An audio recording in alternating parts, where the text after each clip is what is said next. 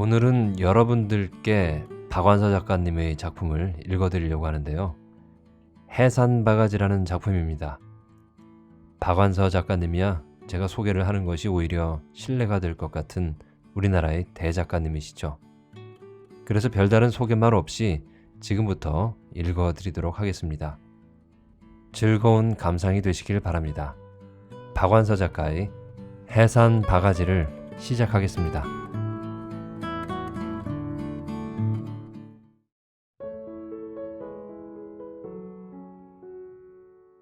해산바가지 박완서. 서로 깊이 좋아하면서도 일부러 만날 기회를 만들 필요 없이 생각만으로도 푸근해지는 친구가 있는가 하면 며칠만 목소리를 못 들어도 궁금증이 나서 전화질이라도 해야 배기는 친구도 있다. 오늘 아침 설거지를 하다 말고 나중 경우에 속하는 친구 목소리를 못 들은 지가 일주일은 된다는데 생각이 미치자 불현듯 좀이 쑤셔서 일손을 놓고 허겁지겁 전화통에 매달렸다. 용건 같은 건 따로 없었다. 애써 용건을 꾸며대자면 나의 고질적이고 주기적인 우울증이 듣기만 해도 절로 세상만사가 별거 아닌 것으로 여겨질 만큼 낙천적인 그녀의 목소리에 의해 무산될 수 있길 은근히 바랐다고나 할까? 하마터면 전화 잘못 건 줄 알고 끊을 뻔하게 친구의 목소리는 침울하게 가라앉아 있었다. 너희 파산했구나. 나는 그 친구와의 평소의 버릇대로 이렇게 농짓거리부터 해보았다. 생판 농짓거리만은 아닌 것이 씀씀이가 해프고 해놓고 사는 게 친구들 사이에선 가장 화려해서 우리가 샘을 낼라 치면 언제 파산할지도 모를 신세라고 엄살을 떨곤 했었기 때문이다. 그녀의 남편은 중소기업 정도의 사업체를 갖고 있는 유능한 사업가지만 대기업도 하루아침에 물거품처럼 꺼지는 세상이니 그 정도의 엄살은 부릴만도 했다. 아냐, 차라리 파산이라도 했으면 좋게. 뭐라고? 그럼 더 나쁜 일이 생겼단 말이니?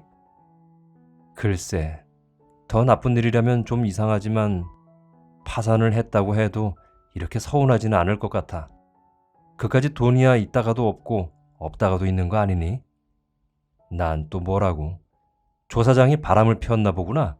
맞지? 얘는 생각하는 것하고 바람은커녕 어제부터 맥이 빠져 회사에도 못 나가고 지금도 내 옆에 쓰고 들어누워 있단다. 무슨 일이야 그럼? 내가 또 손녀를 봤단다. 또 딸을 낳을 게 뭐니? 이번이 참 둘째지? 약간은 섭섭하겠지만 곧 나아져. 낳을 때 섭섭한 거 벌충하고도 남을 만큼 예쁘게 구는 게 딸 아니니? 남의 일이니까 그렇게 말할 수 있는 게지. 당해보면 심각하다 너. 우리 영감은 숫째 쓰고 들어 누웠다니까. 맥이 풀려 사업이고 돈이고 다 귀찮대. 알만해. 내 목소리만 들어도. 그렇지만 어쩌겠니? 임의로 할 수 있는 노릇이 아니니 며느리한테도 행여 그런 내색 하지 마. 왜 임의로 못하니? 양수 검사니 초음파 검사니 아들 딸 미리 알 수 있는 방법이 얼마든지 있는데. 쟤가 뭐 잘났다고 그런 것도 안 해보고 겁없이 딸년을 덜컥 낳아놓느냔 말이야. 시집을 우습게 봐도 분수가 있지. 아들 딸을 미리 알 수 있을지는 몰라도 딸을 아들 만들 수는 없는 거라면 그거 안 해본 걸 나무랄 수는 없잖니? 딸을 아들 만들지는 못해도 딸인 줄 알면 안 낳을 수는 얼마든지 있지 않느냔 말이야. 다들 그러려고 양수 검사하지 미리 궁금증이나 풀어보려고 하는 사람이 어딨니? 요새 애 떼는 게 무슨 큰일이라고. 얘, 우리 피자 살 날이 창창한 것도 아닌 늙음하게 그런 하늘 무서운 소린 안 하도록 하자. 넌 왜 꼭 나만 나무라려고 그러니? 우리 며느리 걔가 보통이 아닌 건 너도 알지? 그럼 소문난 재원이지. 외며느리 그만큼 보기 어렵다고 다들 얼마나 부러워했니? 예, 듣기 싫다. 그건 다 옛날 고리적 얘기고 걔 콧대 세고 시집 어려운 줄 모르는 고약한 성깔 말이야. 여지껏 잘 지내고서 지금 와서 그게 무슨 소리니? 성깔 때문에 딸을 낳은 것도 아니겠다. 걔가 딸만 내리 둘 낳은 것 때문에만 내 속이 이렇게 상하겠니? 나도 말이다. 딸 낳으면 아들 낳는 날도 있겠지. 마음 뭉쳐놓고 기다릴 아량도 있는 시엠이다, 너. 근데 적반하장도 분수가 있지. 이번 애 뵀을 적부터 시부모 앞에서 고개를 꼿꼿이 세우고 한다는 소리가 아들이고 딸이고 둘까지만 낳아보고 그만 낳을 테니 그런 줄 아세요? 글쎄 이러지 뭐니? 제가 남의 집 외아들의 외며느리로 들어와서 그게 글쎄 할 소리니? 그래도 그때만 해도 속으로 필시 제가 양수검사라도 해서 아들 뵌 걸 미리 알고 저렇게 큰 소리 치려니 하는 한 가닥 희망이 있었기에 나무라고 싶은 것을 꾹 참을 수가 있었는데 딸년을 베고 시부모 앞에서 감히 그런 발칙한 소리를 한 생각을 하면 괘씸하고 분해서 미칠 지경이지 뭐니. 앞으로 그 고집을 어떻게 꺾어 또 아이를 갖게 할 것이며 억지로 하나를 더 갖게 한들 그게 아들이란 보장이 있는 것도 아니고. 글쎄 이런 법도 있니? 외며느리 입에서 딸이라도 둘만 낳겠다는 소리가 감히 어떻게 나올 수가 있느냔 말이야. 얘야, 좀 진정을 해. 세상이 그런 걸 어떡하니? 아들, 딸 가리지 말고 둘만 낳자가 둘도 많다로 변한 것도 몰라? 꼭 그대로 해야 된다는 법적 제약이 있는 건 아니지만 요즘 젊은 부부라면 의당 인구 문제를 모른 척할 수는 없는 거 아니니? 내버려 둬. 그 애들 자녀의 수는 그 애들 스스로 알아서 결정하게 내버려 둬야지. 우리네 부모가 섣불리 나설 일이 아니라고 생각한다 나는. 나는 꽤 조심스럽게 내 생각을 말했는데도 기가 팍 죽었던 친구의 목소리가 벼랑간 귀청이 째지게 날카로워졌다. 넌 아들 하나 낳으려고 딸을 넷씩이나 낳았기에 내 이 속타는 걸 알아줄 줄 알았더니 어쩜 그렇게 남 복장 찌을 소리만 골라서 하니? 나는 지금 우리 집안의 손이 끊길지도 모르는 중대한 고비를 맞아 미치고 환장을 할 지경인데 인구 문제가 나하고 무슨 상관이야?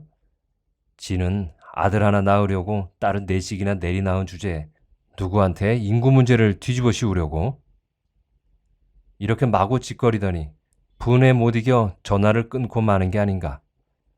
나의 오남매는 주시는 대로 나올 수밖에 없었던 시대의 오남매일 뿐인데 그중 딸 넷을 마치 막내로 아들 하나를 얻기 위한 4번의 시행착오에 불과한 것으로 단정하는 친구의 말투가 어이없었지만 변명할 겨를도 없었고 또 그러고 싶지도 않았다. 아무데나 마구 싸움을 걸고 싶게 창란돼 있는 친구의 상태가 측은하기도 했지만 남자 여자 문제라면 더욱 갈피를 못 잡는 이 시대의 우리 의식의 갈등과 혼란이 한동안 나를 우울하게 했다. 다음 날 그 친구로부터 전화가 왔다. 오늘 나한테 시간 좀 내주지 않을래? 왜? 아들, 딸 푸념 더 하고 싶어서? 미안하지만 사양하겠다. 오늘 퇴원한다니까 한번 가보긴 가봐야지 않겠니? 가보긴 가봐야 한다니? 누구 말이야? 누구야? 우리 잘난 며느리 말이지. 그럼 여지껏 한 번도 안 가봤단 말이니? 그리고 퇴원한다니까 가봐야겠다니? 집으로 퇴원하는 거 아니야? 그동안 가볼 기운이 어딨니? 밥해 먹을 기운도 없어서 정 배고프면 아무거나 한 그릇 시켜 먹으면서 산 걸. 우리 영감도 오늘 겨우 출근했다. 그것도 나갈래 나간 게 아니라 사장님 아니면 안 되는 일이 있다고 야단법석을 해서 마지못해 나간 걸. 퇴원은 저희 친정으로 하지 왜 우리 집으로 하니? 그건 딸을 낳았대서가 아니야. 아들을 낳았어도 마찬가지인데 다만 사돈집에서 면목이 있고 없고의 차이는 있겠지. 딸이 딸을 낳으면 친정에서까지 면목이 없어야 하니? 그래, 그걸 몰라서 묻니? 그러니까 딸은 애물이고 어떻거든 아들은 있어야 한다는 밖에. 몰랐어. 모를 수밖에. 딸이 내식 되지만 다 아직 출가 전이잖니. 그러니까 내가 세상 물정 모르는 소리만 탕탕해서 남의 기통을 터뜨려 놓아도 내가 봐주는 거 아냐? 하나만 출가를 시켜보렴 어떤 맛인가. 딸 아들이 똑같다는 생각이 하루아침에 헷가닥 뒤집힐 테고 내 섭섭한 심정도 이해가 될걸. 정말이야. 네가 몰라서 그렇지. 나 조금도 심한 시엠이 아니다 너. 알았어. 알았으니 용건이나 빨리 말해. 병원에 같이 가보자고. 시간 있으면 말이야. 시간은 있지만 좀 우습다. 뭐가? 축하가 될지 문병이 될지 모르지만 그런 걸 내 쪽에서 요청한다는 게 말이야. 혼자 가기가 암만 해도 어색해서 그래. 친정어머니도 와 있고 할 텐데 좋지 않은 기색 드러내기도 그렇고 아무렇지도 않은 척할 자신도 없고 네가 중간에서 이쪽 저쪽 위로도 좀 해주고 분위기를 좀 잡아주라. 친구 좋다는 게 뭐니? 나는 내키지가 않았지만 승낙을 하고 말았다. 그쪽에서 청하지 않아도 가서 축하해 줄 만한 사이였지만 축하가 아닌 심심한 위로를 해야 할 판이고 보니 우선 자신의 감정 처리가 문제였다. 한편 호기심도 없지 않아 있었다.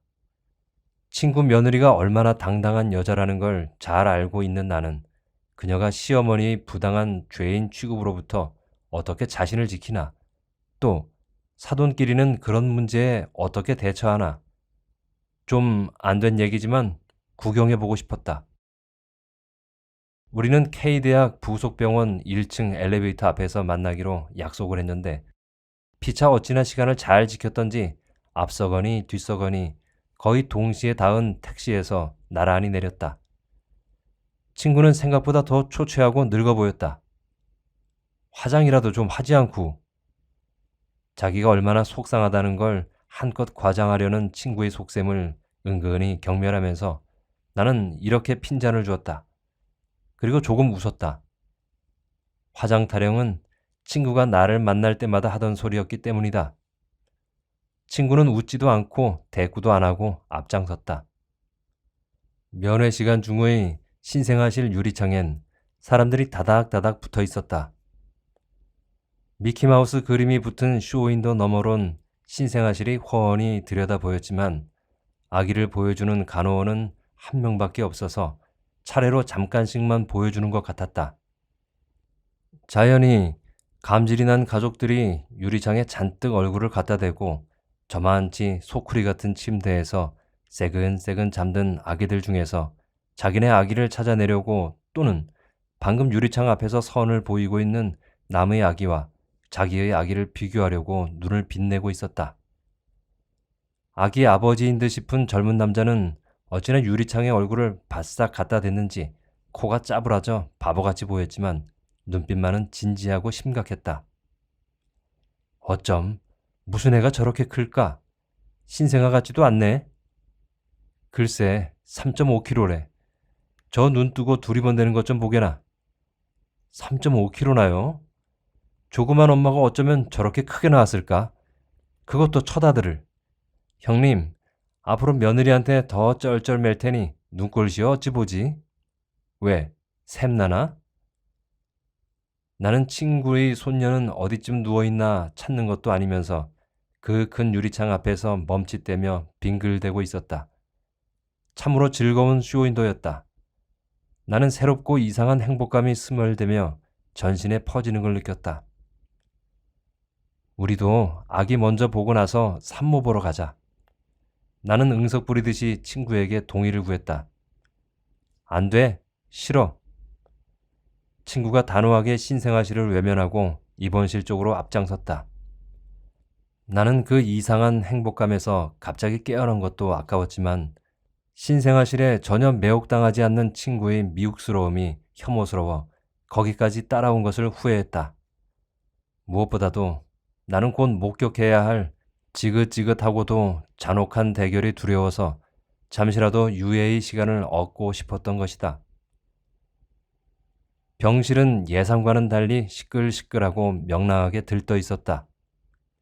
젊고 교양 있어 보이는 한때의 남녀가 산모의 침대를 에워싸고 주스 깡통으로 막 축배를 들려는 찰나였다. 등남을 축하하네. 쳐다들이라니 자식 홈런 깠잖아. 정말 장하십니다. 등남턱은 언제 낼 건가? 그런 소리들이 어울려 축제 분위기가 한껏 고조돼 있었다. 방을 잘못 알았나 봐. 친구가 씹어뱉듯이 말하며 내 소매를 잡아 끌었다. 나 역시 그렇게 생각하고 멈칫 돌아서려는데 초췌한 노부인이 울상을 하면서 친구를 가로막았다. 사부인 나오셨습니까? 뵐 면목이 없습니다. 그 병실은 2인실이었던 것이다. 사태는 내가 예상했던 것보다 더욱 나빠질 게 뻔했다. 남이야 어찌 좋건 깡통을 서로 요란하게 부딪히고 난 등남 축하객들은 계속해서 떠들기 시작했다. 그 녀석 장군감이던데 백날 하기만 해. 몇 킬로나 되나? 3.8kg야. 아마 그 신생아실에선 우리 아들이 1등일걸?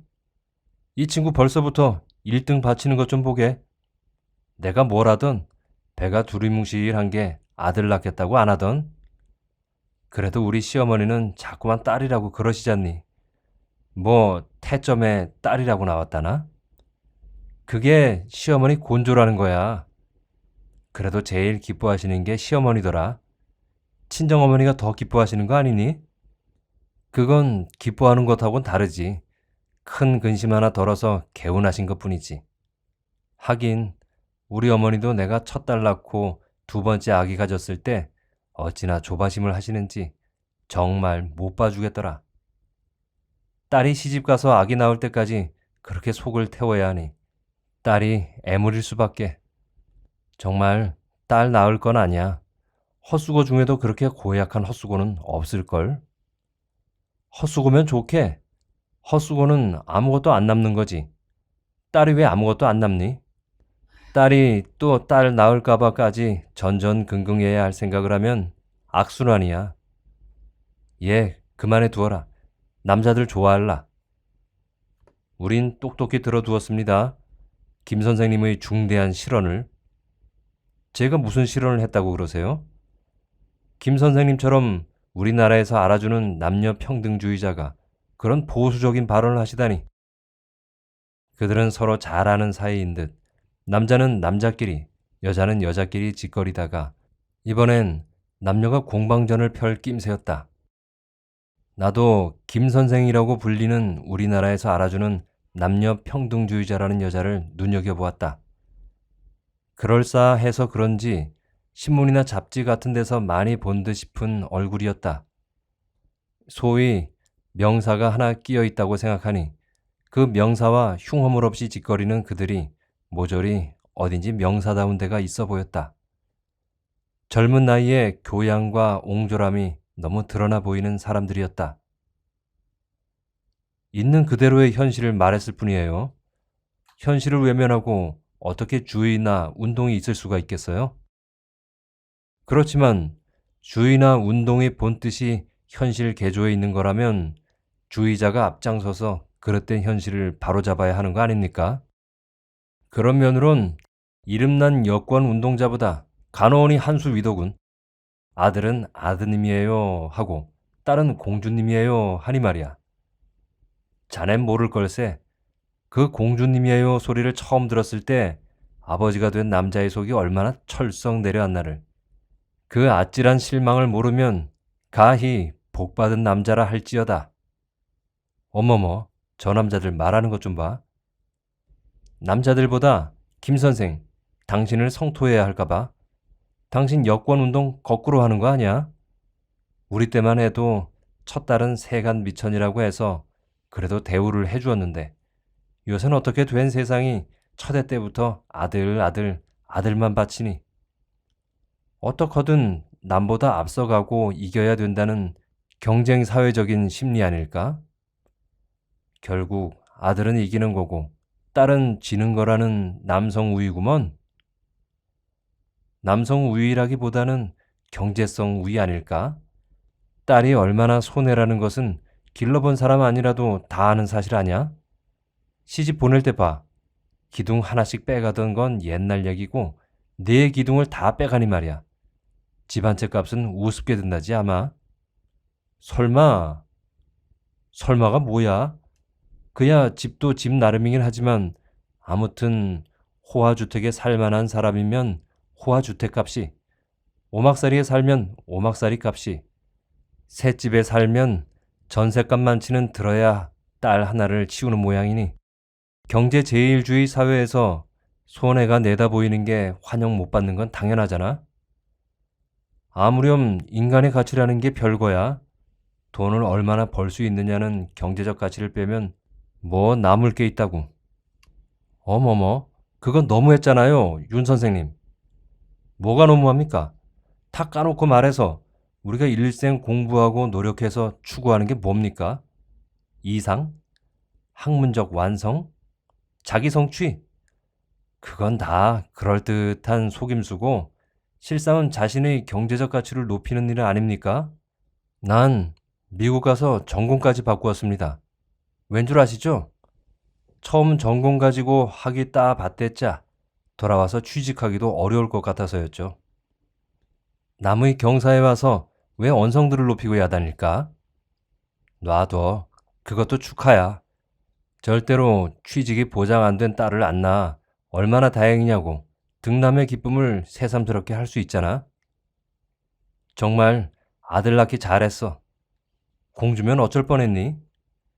아들이란 소리 들으니까 제일 먼저 떠오르는 생각이 다신 그 무서운 고생 안 해도 되겠다는 해방감이더라. 산모가 응석이 섞인 소리로 말했다. 그러니까 너도 딸이면 더 나을 작정이었구나. 아들, 딸 가리지 말고 하나 이상 절대로 안 낳는다고 큰 소리 땅땅 치더니. 마냥 낳겠다는 것보다 더 지독한 각오지. 아들 낳을 때까지는 낳아야겠다고 생각했으니. 어쩜 남편이 외아들도 아닌데 그런 생각을 할 수가 있니? 아들 갖고 싶다는 건 본능 같은 거지 누가 시켜서 되는 거 아니잖아. 본능이자 남편에 대한 의무 아닙니까? 아들이 이렇게 좋은 건 줄은 나도 애 아버지가 되기 전엔 미처 몰랐댔죠. 최상의 기쁨이에요. 아들이 소중한 나머지 내 몸 소중한 걸 알겠더라니까요. 습관적으로 차를 마구 몰다가도 아서라. 우리 아들을 위해 오래 살아야지. 이러면서 살살 몰면서 느끼는 벅찬 기쁨. 아내는 남편에게 그 정도의 기쁨은 선사할 의무가 있는 거 아닙니까? 그만해 두게. 징그럽네 징그러워. 젊은 사람이. 왜? 샘나나? 새로 아버지가 된 남자와 그의 친구가 여자들끼리처럼 서로 옆구리를 간지럽히며 킬킬댔다. 그제서야 비로소 내가 정작 문병원 산모도 있고 팔려있던 그들의 화제에 구역질 같은 혐오감을 느꼈다. 친구의 며느리는 모포를 머리끝까지 뒤집어 쓰고 누워 있었다. 늘 당당하고 쾌활한 태도에 어울리게 늘씬하고 볼륨 있는 그녀의 몸매를 알고 있는 나는 반쯤 침대 속으로 잦아든 것처럼 얄팍하게 위축된 모습에 가슴이 찡한 연민을 느꼈다. 안녕하세요. 어머니께서 애 많이 쓰십니다. 산모는 어떻습니까? 미역국이나 잘 먹는지요? 나는 겨우 이렇게 뒤늦은 인사치레를 사돈한테 했다. 내 친구는 아직도 저쪽 이야기에 깊이 빠져 며느리는 아는 척도 안 하고 있었다. 친구의 표정이 폭풍전야처럼 암울하고 험악했다.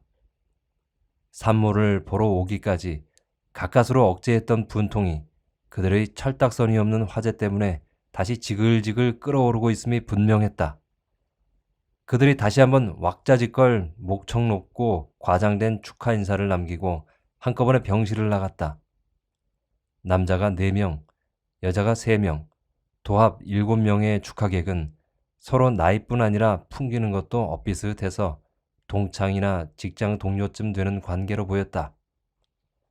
뭐 저렇게 무식한 사람들이 다 있어요? 나는 그동안 안쓰럽도록 몸둘 바를 모르고 쩔쩔매고 있는 사돈마님한테 위로 겸 이렇게 그쪽 흉을 봤다. 한방 산모가 2번째 딸을 낳고 누워있다는 걸 모르지 않을 텐데 첫 아들 축하를 너무도 거침없이 대대적으로 하는 그들의 몰인정과 잔혹성을 나로서는 그렇게밖에 표현할 길이 없었다. 무식하긴요. 다 이 대학 교수들일 텐데요. 아기 아빠가 이 대학 공대 교수라니까요. 온종일 겪음 내기로 저렇게들 드나든다니까요.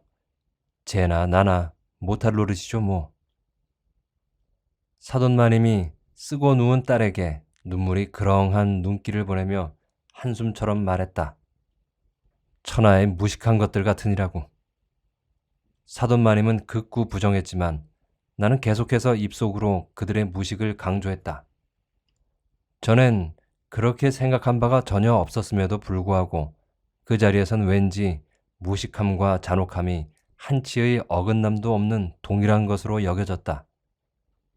산모의 어깨 쪽지가 세차게 흔들리는 게 모포 밖으로 여실히 드러났다.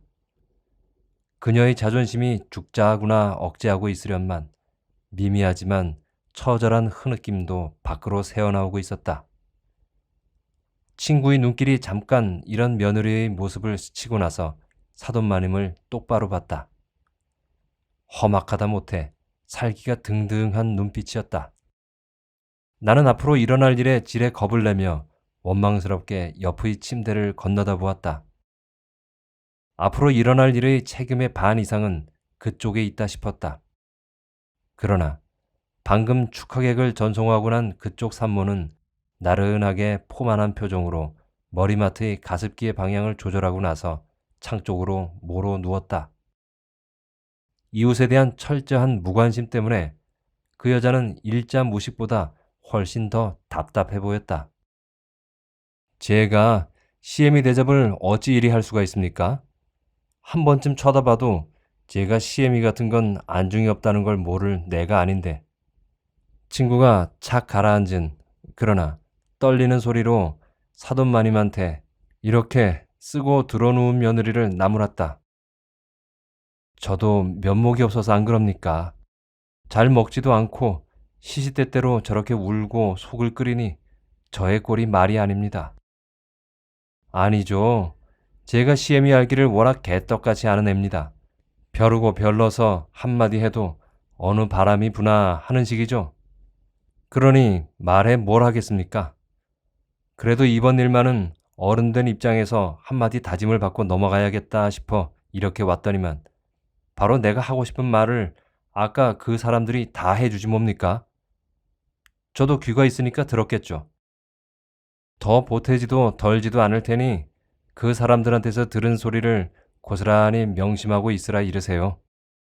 나 절대로 심한 시엠이 아닙니다. 이번에 또 딸 낳은 것 가지고 뭘 하지 않아요. 이 친구는 딸을 넷 낳고 기어이 아들을 낳았답니다. 딸 둘이 흉될 것 하나 없어요. 그렇지만 남의 집 대를 끊어놓겠다는 걸 어떻게 가만히 보고만 있습니까? 그건 안 될 말이죠. 부처님 가운데 토막도 눈을 부라릴 일입니다. 알아들으셨죠? 사돈마님. 더 긴 말은 안 하겠어요. 아까 그 사람들이 내 속에 들어갔다 나온 것처럼 내 하고 싶은 말 다 해줬으니까.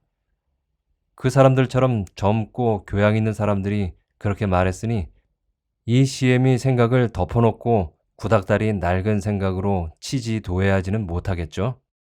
이만 가보겠습니다. 지가 시엠이 꼴 안 보려고 흉물을 떨고 있는데 시엠이라고 제 꼴 보고 싶겠습니까? 예, 가자. 친구가 서슬이 퍼렇게 말하고 나서 내 소매를 잡아 끌었다. 이대로 가면 어떡하니? 안 오니만도 못하게. 나는 친구 눈치를 봐가며 모포위로 슬며시 산모의 어깨를 잡았다. 격렬한 떨림이 소나기에 닿자마자 나는 미리 준비한 축하와 위로를 겸한 인사말을 까먹고 말았다. 가자니까. 시엠이 우습게 하는 게 시엠이 친구들 안중에 있으려고. 친구는 내 등을 떠밀다시피 해서 먼저 문 밖으로 내쫓고 따라 나왔다. 뒤쫓아 나온 사돈마님은 참회하는 죄인보다 더 기운 없이 고개를 떨구고 파리한 입술을 간신히 들먹여 면목 없다는 소리만 되풀이했다. 면회 시간이 끝나갈 무렵의 부속병원 택시 정류장은 들어오는 차는 드물고 기다리는 손님은 밀려 끝이 보이지 않게 긴 줄을 이루고 있었다.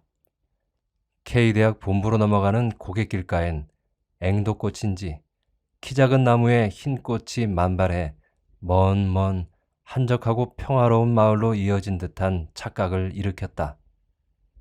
그 환상적인 길을 뒤통수가 준수한 청년이 환자복을 입은 소녀가 탄 휠체어를 천천히 밀면서 거닐고 있었다. 소녀적에 가졌던 병이니 입원이니 하는 것에 대한 감미로운 동경이 아련하게 되살아났다.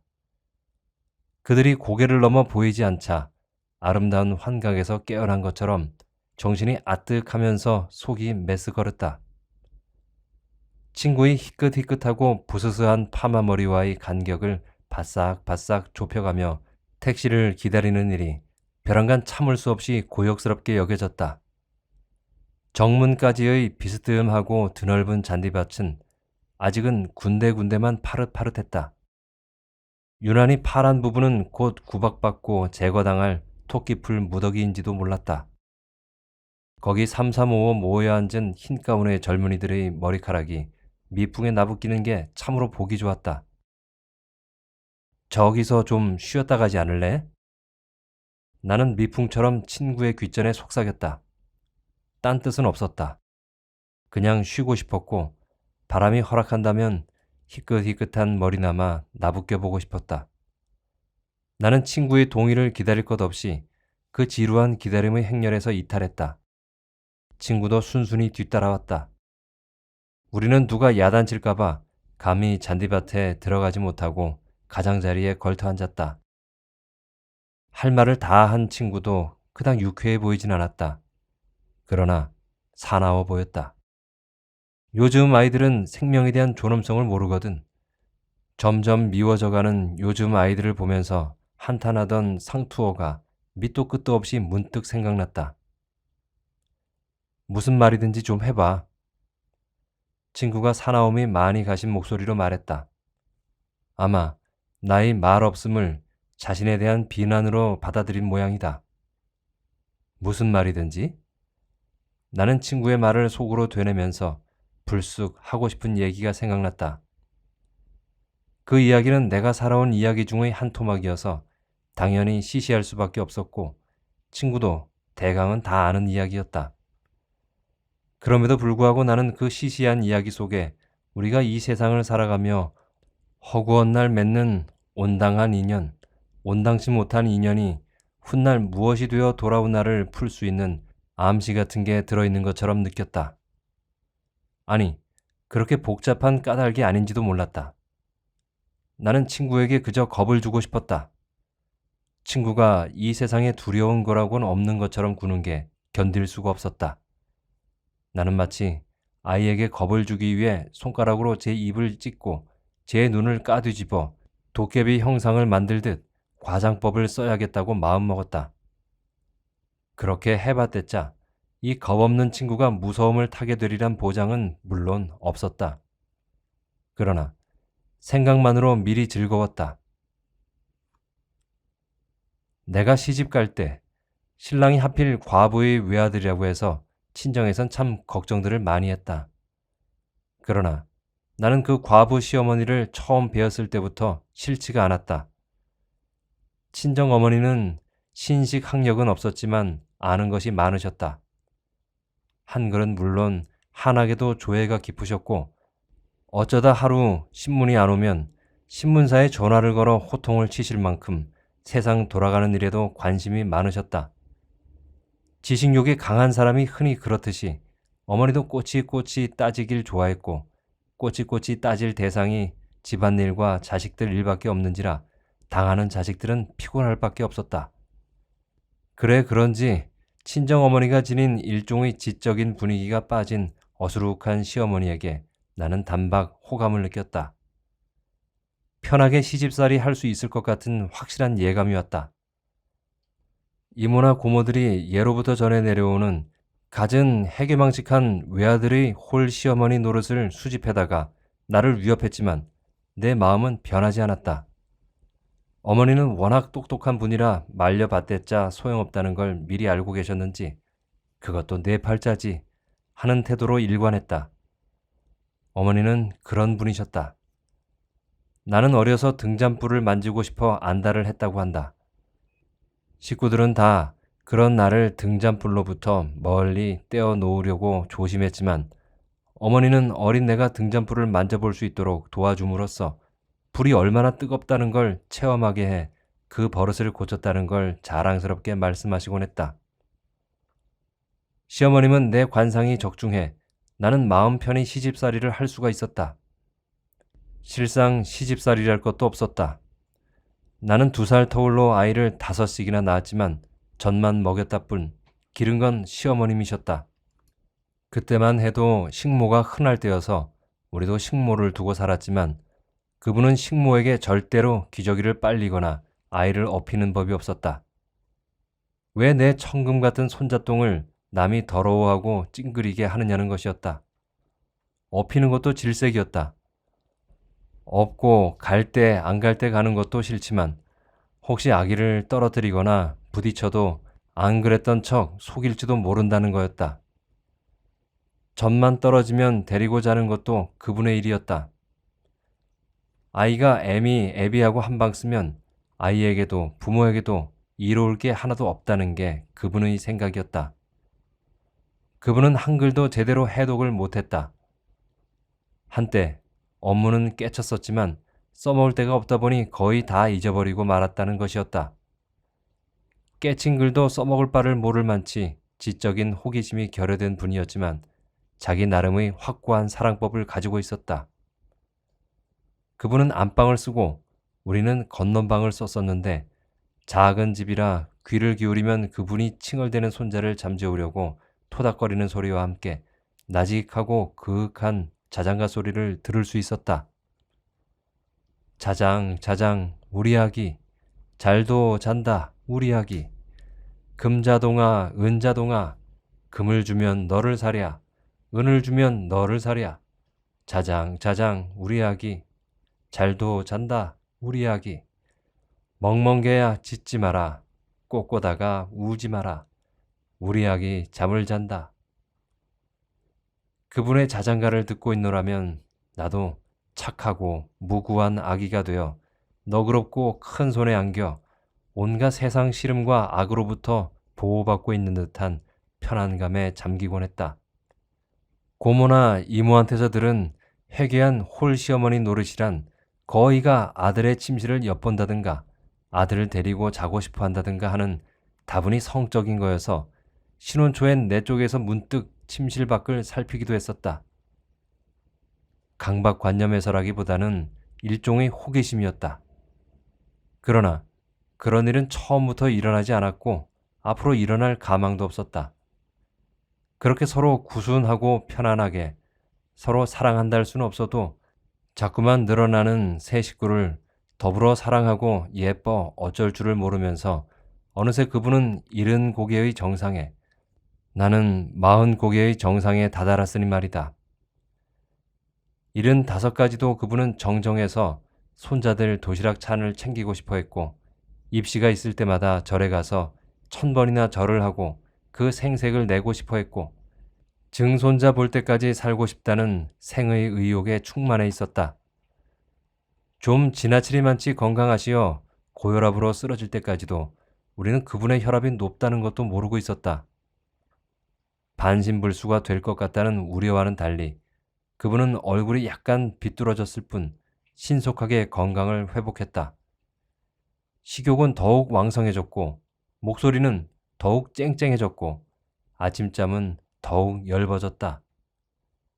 나는 75살의 이런 정력적인 제기를 경탄에 맞이 않았지만 때때로 배은망덕하게도 부담스러워하기도 했던 것 같다. 우리 시어머님은 아마 100살은 사실 거예요. 이러면서 입술을 삐죽댔으니 말이다. 그분의 망가진 부분이 육신보다는 정신이었다는 걸 알아차린 건 그 후였다. 우리는 그걸 서서히 알아차리게 됐다. 처음엔 아이들 이름을 헷갈려 부르는 정도였다. 노인들이 흔히 그러는 걸 봐온지라 대수롭지 않게 알았다. 그러나 바로 가르쳐드려도 믿지를 않고 한사코 자기가 옳다고 주장하는 건 묘하게 신경에 거슬렸다.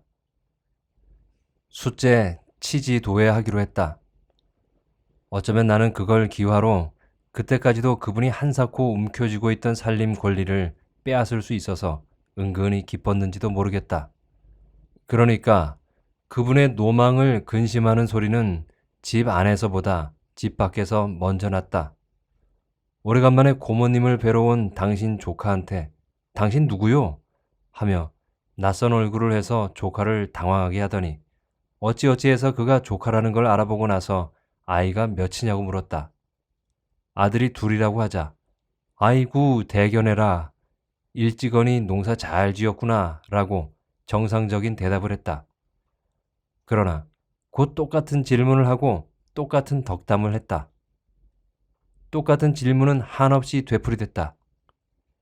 그는 내가 애써 차려준 점심을 뜨는 둥 마는 둥 진저리를 치며 달아나 버렸다. 그렇게 해서 그분이 노망났다는 소문은 그분의 친정 쪽으로부터 먼저 퍼졌다. 집에서도 같은 말의 되풀이가 점점 심해졌다. 그 대신 그분의 주된 관심사에서 제외된 어휘는 급속도로 잊혀지는 것 같았다. 쌀 씻어 놓았냐? 빨래 걷었냐? 장독 덮었냐? 빗장 걸었냐? 등 주로 의식주에 관한 기본적인 관심이 온종일 되풀이되는 대화 내용이었다. 하루 이틀도 아니고 허구한 날 같은 말에 같은 대꾸를 해야 된다는 것도 쉬운 일은 아니었다. 더구나 그 빈도가 하루하루 잦아지고 있었다. 쌀 씻어 놓았냐? 네. 쌀 씻어 놓아라. 저녁 때 다 됐다. 네. 씻어 놓았다니까요.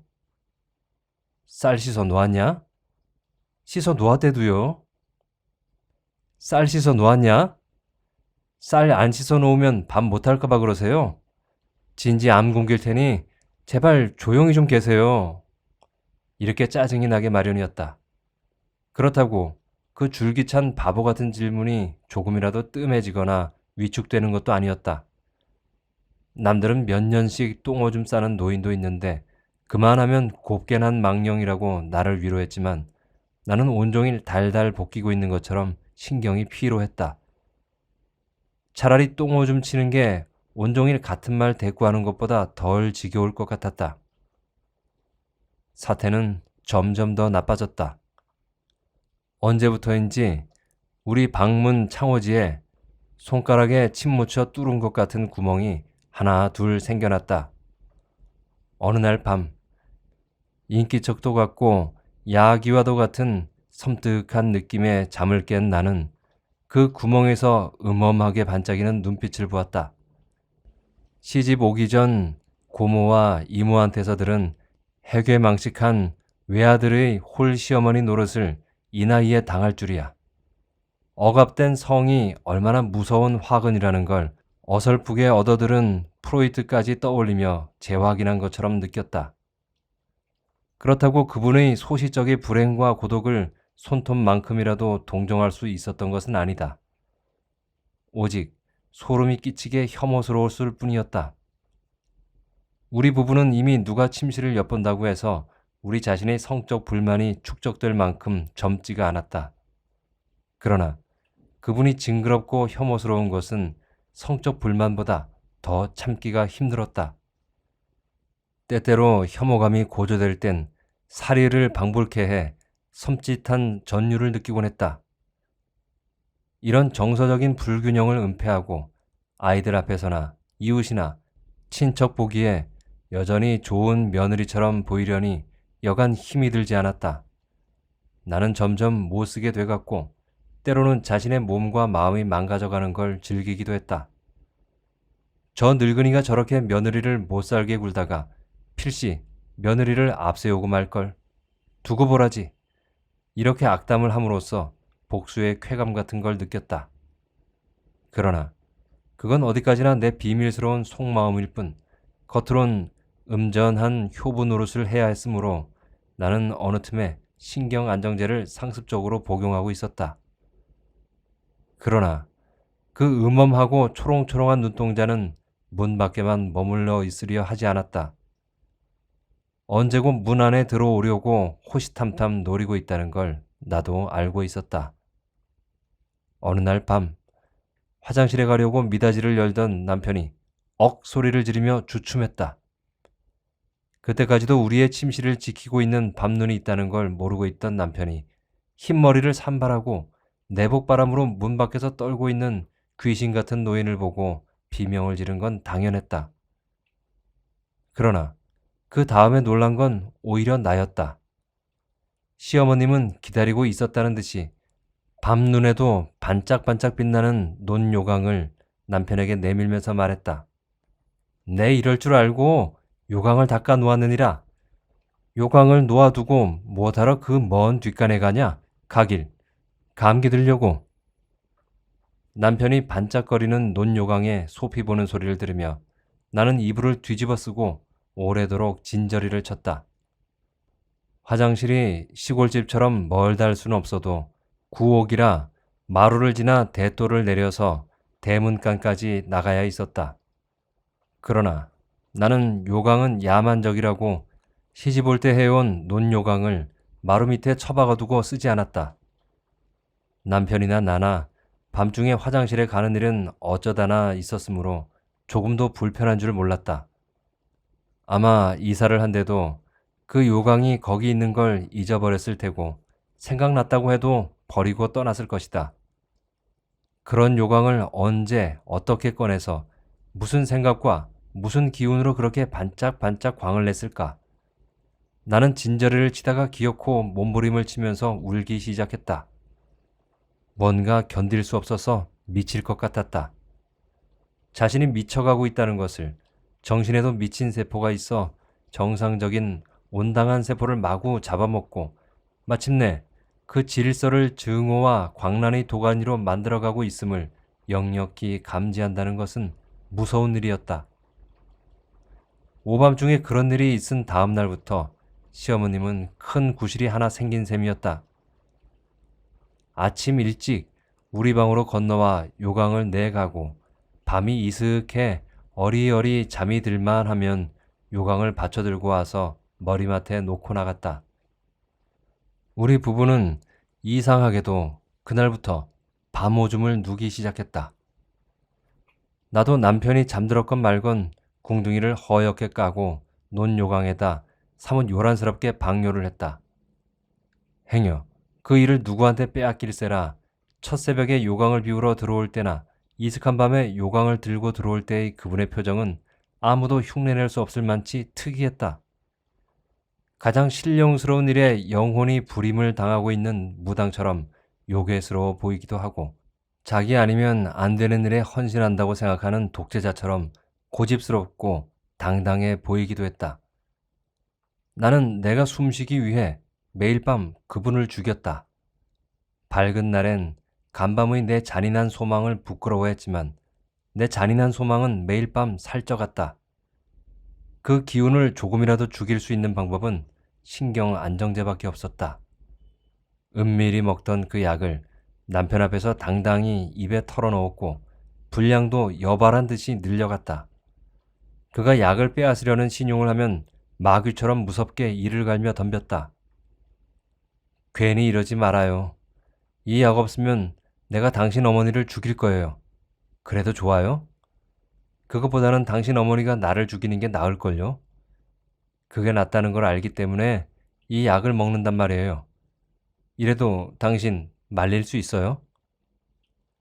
요강을 계기로 시작된 시어머님의 우리 방 밤 출입은 그 빈도가 점점 잦아졌다. 문 창호지 구멍으로 엿보다가 미풍처럼 가볍게 문을 열고 들어와 머리맡에서 속삭였다. 아범, 대문 빗장 걸었나? 어머마, 아범 자리끼 떠다 놨냐? 이렇게 하찮은 걸 물어보기도 하고 방이 차서 발을 녹이러 왔다고 요 밑에다 하얀 맨발을 넣으며 부르르 진저리를 치기도 했다. 그럴 리가 있습니까? 안방이 제일 외풍 없는 방이고 연탄불이 과할하던데요. 참다 못해 이렇게 말하면 내가 거짓말 시켰나? 가보자고 우리 두 사람을 다 끌어내어 당신 방 요 밑을 만져보게 했다. 절절 끌어도 소용이 없었다. 아범 봤지? 냉골이지?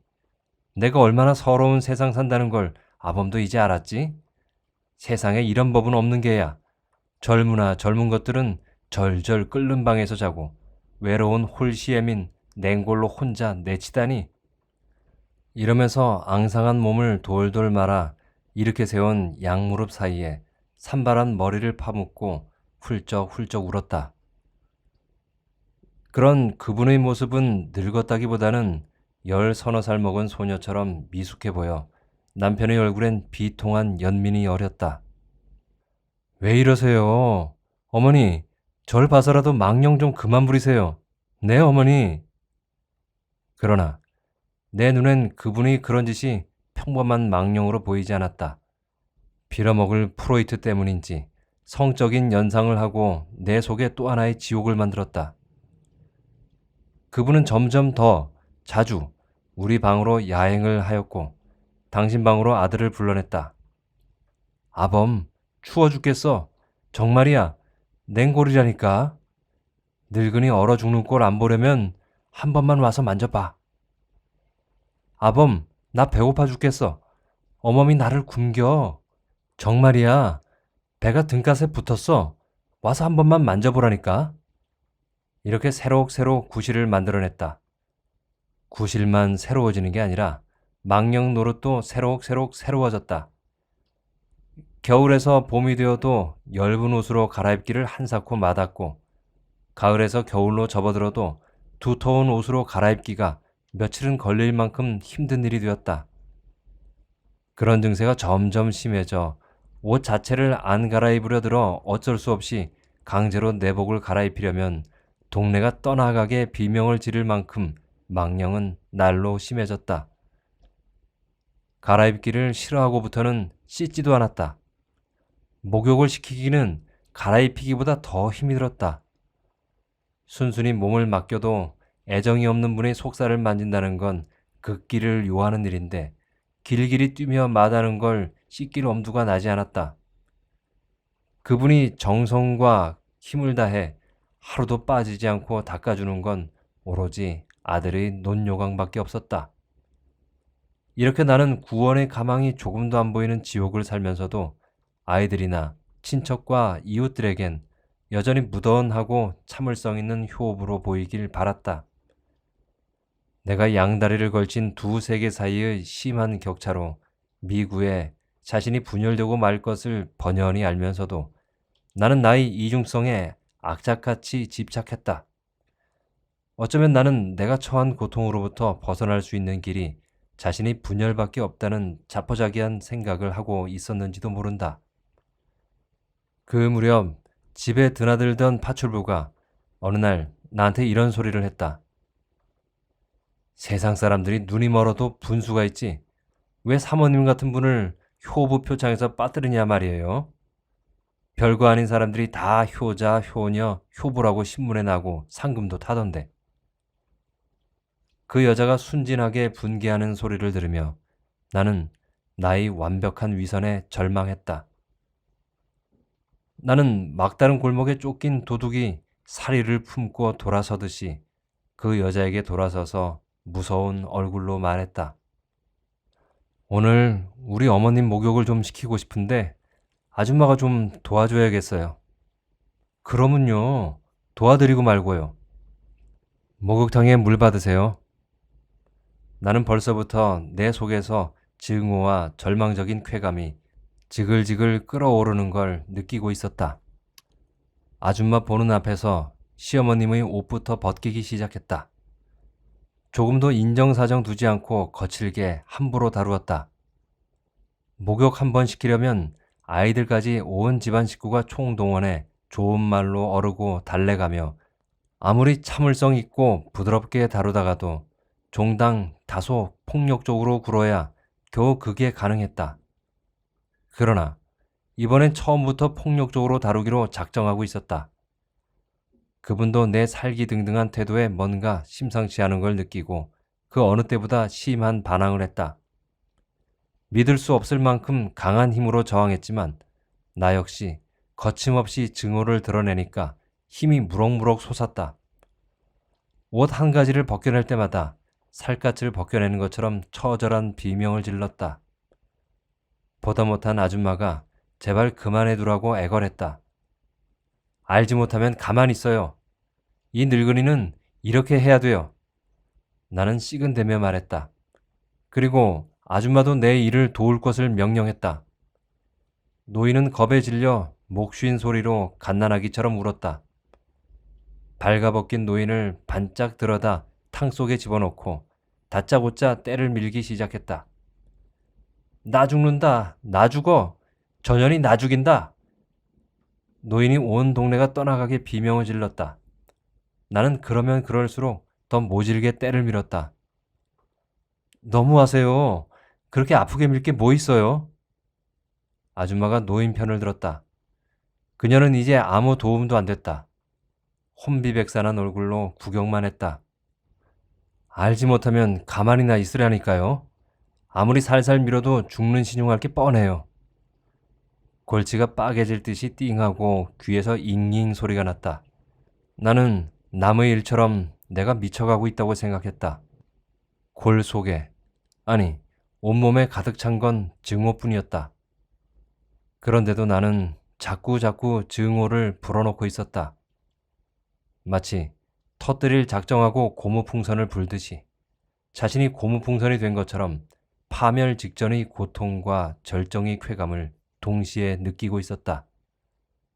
벼랑간 아찔하면서 온몸에서 힘이 쭉 빠졌다. 그런 중에도 나는 냉혹한 미소를 잃지 않았다. 이래도 나를 효부라고 할 테냐고 묻고 싶었다. 그날 이후 나는 몸져 누웠다. 파출부도 다시는 우리 집에 오지 않았다. 몸살에 신경안정제의 후유증까지 겹쳐 정신과 치료까지 받지 않으면 안 되었다. 집안 꼴이 엉망이 되었다. 정신과 의사도 그런 귀띔을 했지만 시어머니를 한동안 어디로 보낼 수 있었으면 하는 논의가 본격화된 것은 그분의 친정 조카들로부터였다. 그런 분을 잠시라도 맡아줄 만한 아들이나 딸이 또 있는 것도 아니니까 입원을 일단 생각해 보았던 것 같다. 그러나 그때만 해도 의료보험 제도는 없을 때고 쉬 나을 병도 아니고 아직도 몇 년을 더 사실지 모르게 몸은 정정하시니 우리가 부자가 아니라는 걸 아는 그들이 비용 문제를 안 생각할 수가 없었으리라. 달리 여기저기 수소문해 본 끝에 양로원과 정신치료를 겸한 수용기관이 꽤 있다는 걸 알아내서 우리에게 권했다. 물론 유료였고 그게 그닥 싸다할 수 없는 상당한 액수인 게 되레 우리를 솔깃하게 했다. 경치 좋고 공기 좋은 한적한 시골 정갈한 거처에서 비슷한 처지끼리 가벼운 운동과 이런저런 이야기로 소일하며 적절한 치료도 받을 수 있는 노인들의 천국이 꼭 있을 것 같았다. 우리는 물론 자주 면회를 갈 테고 또 자주 그분을 가정으로 초대할 테고 상태를 봐가며 퇴원도 시킬 수 있으리라. 이런 꿈을 꾸며 남편이 직접 일요일마다 그런 수용기관 중 시설이 괜찮다고 소문난 데를 찾아 나섰다. 그러나 번번이 기대에 어긋나는지 남편은 일요일마다 초죽음이 돼서 돌아왔다. 어떻더냐고 캐물으면 몬도가네야 몬도가네 하는 대답이 고작이었다. 남편이 노인들의 천국을 단념하고 나도 십자가를 다시 질 만큼 건강을 회복해갈 무렵 역시 시어머님의 친정 쪽에서 스님이 하는 아주 좋은 수용기관이 있다는 소문을 들었다고 일러주었다. 왠지 남편이 또 솔깃해했다. 불교 쪽보다는 기독교 쪽에서 하는 기관이 안 낫겠어요? 그건 또 왜? 그냥요. 기독교 계통이 학교도 더 많이 짓고 경영도 더 잘할 것 같아서요. 나는 약간 근거가 희박한 소리를 했다. 모르는 소리 말아요. 여지껏 내가 다녀온 데가 다 무슨 기도원 이름이 붙은 데인데 망령난 노인이나 정신병자를 다 함께 마귀 들린 걸로 취급하면서 마귀 쫓는 기도를 하는데 마귀 쫓는 기도가 왜 꼭 마귀 목소리처럼 소름이 끼치던지. 처음으로 남편한테서 그런 기관에 대한 구체적인 얘기를 들은 셈이었다. 시설은 어때요? 살만해요? 주위 환경은요? 그렇게 궁금하면 같이 가볼래? 우리가 무슨 일을 저지르려는지 당신도 어차피 알아야 할 테니까. 이렇게 해서 오래간만에 동부인해서 기차를 탔고 완행열차나 서는 작은 역에서 내린 우리는 다시 버스를 타고 포장 안 된 시골길을 1시간이나 달렸다. 기도원 대신 무슨 암자라는 이름이 붙은 그곳은 거기서도 한참을 더 가야 한다고 했다. 마침 가을이었다. 논에서는 벼가 누렇게 익어가고 경운기가 겨우 다닐 정도의 소로가엔 코스모스가 한창 보기 좋게 끝도 없이 피어 있었다. 우선 코스모스 길을 말없이 타박타박 걸었다. 남편이 웃도리를 벗어들었다. 알맞은 기온인데도 그의 와이셔츠 등허리에 동그랗게 땀이 배어 있는 게 보였다. 나도 괜히 진땀이 났다.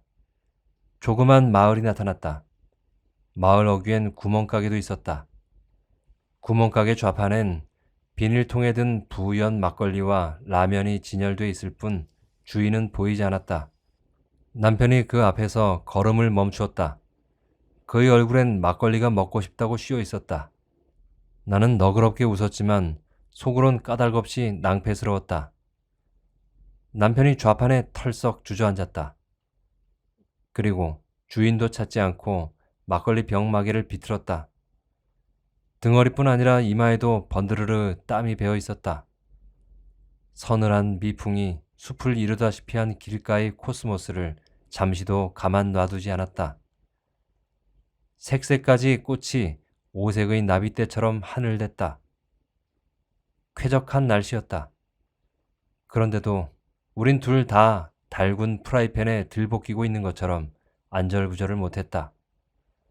막걸리를 병째 마시는 그가 조금도 호방해 보이지 않고 조바심만이 더욱 드러나 보이는 걸 나는 쓰라린 마음으로 곁눈질했다. 라면이라도 하나 끓여달랄까요? 당신 시장하오? 아니요, 당신 술안주 하게요. 안주는 무슨? 나는 주인을 찾아 가게 터 뒤로 돌아갔다. 좀 떨어진 데 초가가 보였다. 초가 지붕 위엔 방금 떠오른 보름달처럼 풍만하고 잘생긴 박이 서너 덩이 의젓하게 자리 잡고 있었다. 여보, 저 박 좀 봐요. 해산 바가지 했으면 좋겠네. 나는 생뚱한 소리로 환성을 질렀다. 해산 바가지? 남편이 멍청하게 물었다. 그래요, 해산 바가지요. 실로 오래간만에 기쁨과 평화와 삶에 대한 믿음이 샘물처럼 괴어오는 걸 느꼈다. 내가 첫 애를 뵀을 때 시어머님은 해산달을 짚어보고 섣달이구나, 좋을 때다. 곧 해가 길어지면서 기저귀가 잘 마를 테니 하시더니 그해 가을 일부러 사람을 시켜 시골에 가서 해산 바가지를 구해오게 했다. 잘생기고 여물게 굳고 정한 데서 자란 햇바가지여야 하네. 첫 손자, 첫 국밥 지을 미역 빨고 쌀 씻을 소중한 바가지니까. 이러면서 후한 값까지 미리 쳐주는 것이었다. 이럴 때의 그분은 너무 경건해 보여 나도 덩달아서 아기를 가졌다는 데 대한 경건한 기쁨을 느꼈었다. 이윽고 정말 잘 굽고 잘 생기고 정갈한 두 짝의 바가지가 당도했고 시어머니는 그걸 신령한 물건인 양 선반 위에 고이 모셔놓았다. 또 손수 장애나가 보이한 젖빛 사발도 한 쌍을 사다가 선반에 얹어두었다. 그건 해산 사발이라고 했다. 나는 내가 낳은 첫 아이가 딸이라는 걸 알자 속으로 약간 캥겼다. 외아들을 둔 시어머니가 흔히 그렇듯이 그분도 아들을 기다렸음직하고 더구나 그분이 남다른 엄숙한 해산 준비는 대를 이을 손자를 위해서나 어울림직했기 때문이다. 그러나 퇴원한 나를 맞아들이는 그분에게서 섭섭한 티 따위는 조금도 찾아볼 수 없었다. 그 잘생긴 해산 바가지로 미역 빨고 쌀 씻어 두 개의 해산 사발에 밥 따로 국 따로 퍼다가 내 머리맡에 놓더니 정성껏 산모의 건강과 아기의 명과 복을 비는 것이었다. 그런 그분의 모습이 어찌나 진지하고 아름답던지 비로소 내가 엄마 됐음에 황홀한 기쁨을 느낄 수가 있었고 내 아기가 장차 무엇이 될지는 몰라도 착하게 자라리라는 확신 같은 게 생겼다. 대문에 인줄을 걸고 부정을 기하는 3, 7일 동안이 끝나자 해산 바가지는 정결하게 말려서 다시 선반 위로 올라갔다. 다음 해산 때 쓰기 위해서였다. 다음에도 또 딸이었지만 그 희색이 만면하고도 경건한 의식은 조금도 생략되거나 소홀해지지 않았다. 다음에도 딸이었고 그 다음에도 딸이었다. 네 번째 딸을 낳고는 병원에서 밤새도록 울었다. 의사나 간호원까지 나를 동정했고 나는 무엇보다도 시어머니의 그 경건한 의식을 받을 면목이 없어서 눈물이 났다. 그러나 그분은 여전히 희색이 만면했고 경건했다. 다음에 아들을 낳았을 때도 더도 아니고 덜도 아닌 똑같은 영접을 받았을 뿐이었다. 그분은 어디서 배운 바 없이 또 스스로 노력한 바 없이도 저절로 인간의 생명을 어떻게 대접해야 하는지를 알고 있는 분이었다. 그분이 아직 살아있지 않은가? 그분의 여생도 거기 합당한 대우를 받아 마땅했다. 나는 하마터면 큰일을 저지를 뻔했다. 그분의 망가진 정신, 노추한 육체만 보았지 한때 얼마나 아름다운 정신이 깃들었었나를 잊고 있었던 것이다. 비록 지금 빈 그릇이 되었다 해도 사이비 기도원 같은 데 맡겨 잊지도 않은 마귀를 내쫓게 하는 수모와 학대를 당하게 할 수는 없는 일이었다. 나는 남편이 막걸리 병을 다 비우기도 전에 길을 재촉해 오던 길을 되돌아섰다. 암자 쪽을 등진 남편은 더 이상 땀을 흘리지 않았다. 시어머님은 그 후에도 3년을 더 살고 돌아가셨지만 그동안 힘이 들었단 얘기는 아니다. 그분의 망령은 여전히 해괴하고 새록새록해서 감당하기 힘들었지만 나는 효부인 척 위선을 떨지 않음으로써 조금은 숨구멍을 만들 수가 있었다. 너무 속상할 때는 아이들이나 이웃사람의 눈치 볼 것 없이 큰 소리로 분풀이도 했고 목욕시키거나 옷 갈아입힐 때는 아프지 않을 만큼 거칠게 다루기도 했다. 너무했다 뉘우쳐지면 즉각 애정 표시에도 인색하지 않았다. 위선을 떨지 않고 마음껏 못된 며느리 노릇을 할 수 있고부터 신경 안정제가 필요 없게 됐다. 시어머니도 나를 잘 따랐다. 마치 갓난아기처럼 천진한 얼굴로 내 치마꼬리만 졸졸 따라다녔다. 외출했다 늦게 돌아오면 그분은 저녁도 안 들고 어린애처럼 칭얼대며 골목 밖에서 나를 기다리고 있곤 했다. 임종 때의 그분은 주름살까지 말끔히 가셔 평화롭고 순결하기가 마치 그분이 이 세상에 갓 태어났을 때의 얼굴을 보는 것 같았다. 나는 마치 그분의 그런 고운 얼굴을 내가 만든 양 크나큰 성취감에 도취했었다.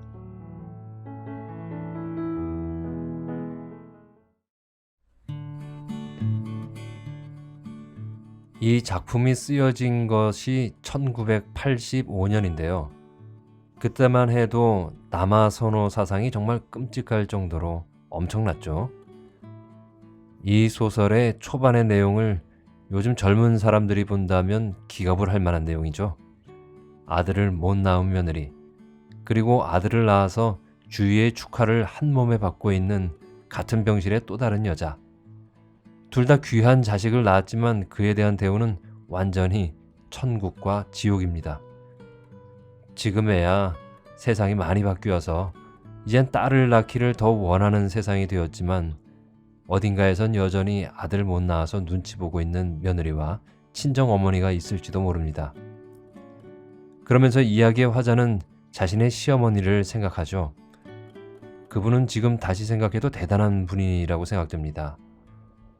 화자의 친구 며느리가 딸을 낳을 시대에도 아들 하는 문화가 팽배했었는데 그보다 더 이전의 시대를 사신 화자의 시어머니는 오히려 아들, 딸 차별 없이 대해주셨으니까 이보다 더 깨인 어른이 있을까 싶습니다. 그런 시어머니가 치매를 앓으면서 치매 증상 때문에 고생하던 며느리인 자신이 더는 집에서 돌봐드릴 수 없다 생각하여 요양시설에 모시려고 시설에 있는 시설로 가다가 문득 탐스럽게 익은 박을 보면서 그 옛날 자신이 아이를 낳을 때를 생각하게 됩니다. 그리곤 깨달았죠. 이 부분이 중요한데요.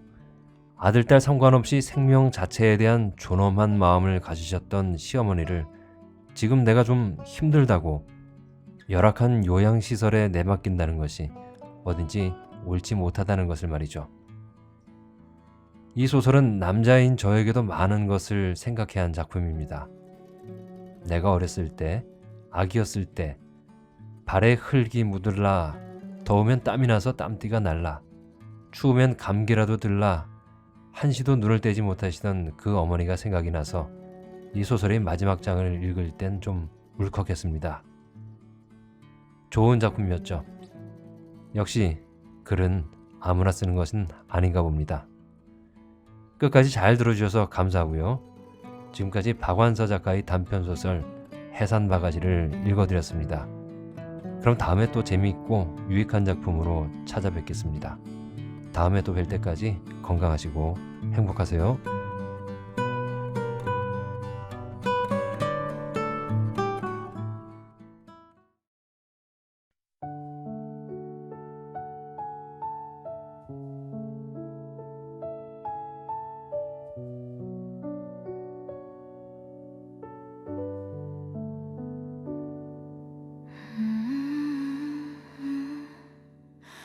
손끝에 닿을 듯 가까이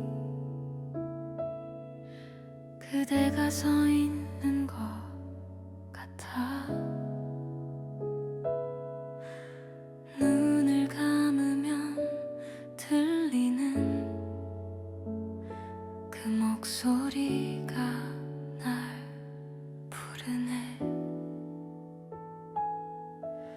시간은 흘러도 멈춰진 우리의 그 순간 속에서 아직도 난 그대 곁에 머물고 싶은걸요. 천 번을 불러봐도 대답 없는 이 공간, 그리움만 가득해 텅 빈 내 마음에 볼 수 없어도 느껴져요. 그대의 온기가 여기 있어. 안을 수 없어도 괜찮아요. 기억 속에 살아 숨 쉬니까 이렇게 그대를 사랑해도 닿을 수 없는 거리지만 영원히 내 안에 남아줘요. 사랑했던 그 모습 그대로.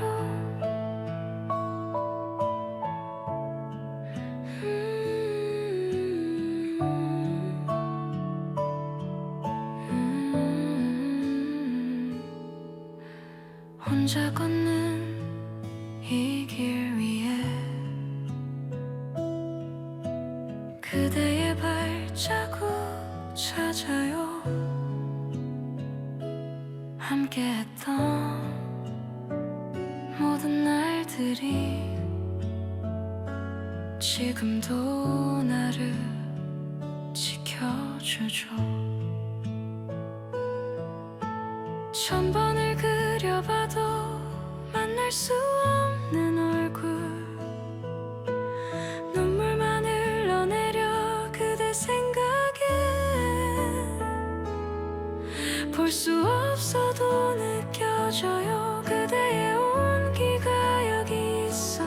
안을 수 없어도 괜찮아요. 기억 속에 살아 숨 쉬니까 이렇게 그대를 사랑해도 닿을 수 없는 거리지만 영원히 내 안에 남아줘요. 사랑했던 그 모습 그대로.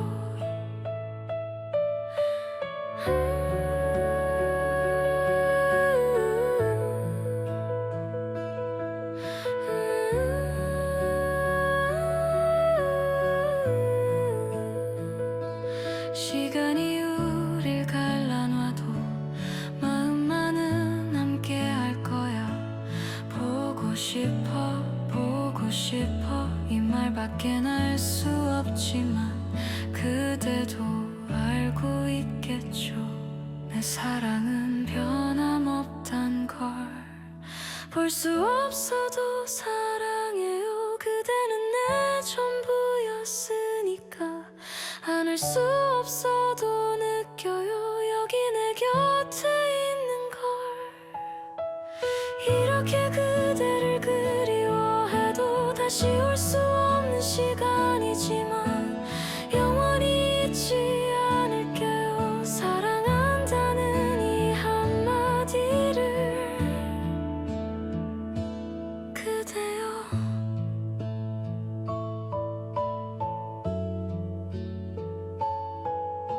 안녕 안녕